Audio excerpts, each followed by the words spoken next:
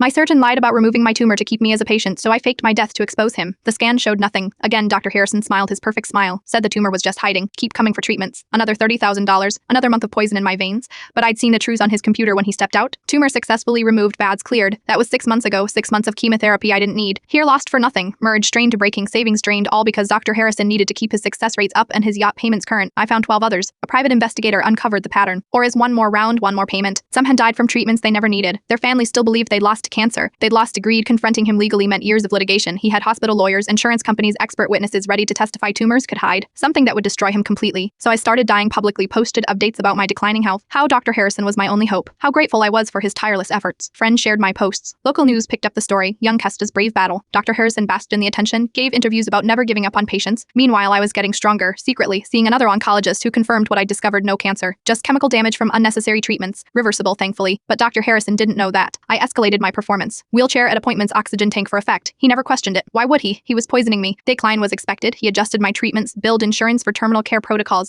The obituary was my masterpiece, published in 3 newspapers. Heartfelt tributes poured in. Dr. Harrison sent flowers, attended the memorial, gave a touching speech about fighting until the end show and filmed it. Perfect, I watched from the back. Baseball cap, sunglasses, Colorado Vaquer mask. Just another mourner. He actually cried at the podium. Oscar-worthy talked about how he'd tried everything, how sometimes God had other plans, how he'd never forget my courage. 2 weeks later, I walked into a medical board hearing. The room froze. Board members who'd been reviewing Dr. Harrison's exemplary record stared. He turned, saw me, and his face went through every emotion: confusion, recognition, terror. But you are dead. I was at your funeral. Funny thing about cancer treatment, I said, it only works if you actually have cancer. The evidence was overwhelming. My real medical records, the 12 other patients, bank statements showing his luxury purchases timed with unnecessary treatments, private jet rentals paid for by poisoning healthy people. But the video from my funeral was the killing blow: him crying over a patient he knew wasn't sick. Opticay about treatments he knew were killing me. The board watched him perform grief while banking on my death. Sociopathy captured in high definition. His medical license was revoked immediately. Criminal charges followed. Fraud, attempted murder, manslaughter for the patients who'd actually died. The hospital distanced themselves, claimed ignorance. More lawsuits followed. His wife left, assets frozen. Empire crumbled. The trial starts next month. I'll testify. So will the others who survived, the families of those who didn't. He faces 40 years. His lawyer says he'll plead insanity. Claims no sane doctor would do this. Maybe he's right. I am in remission now from treatments I never needed for cancer I never had. Hair growing back, marriage healing, plurially again. Living, actually living, not the performed dying he prescribed. Sometimes I pass his former office. New doctor there now, legitimate one. I wonder if patients know what happened in those rooms. How many sat in those chairs being poisoned for profit? How many never left? He thought I was just another mark. Another yacht payment. Another victim too sick to fight back. He was 2/3 right. I was a mark. I was a victim, but sick. That was his first mistake. His second was giving that funeral speech. Even sociopaths shouldn't cry over victims who are watching from the back row. We tend to take it personally.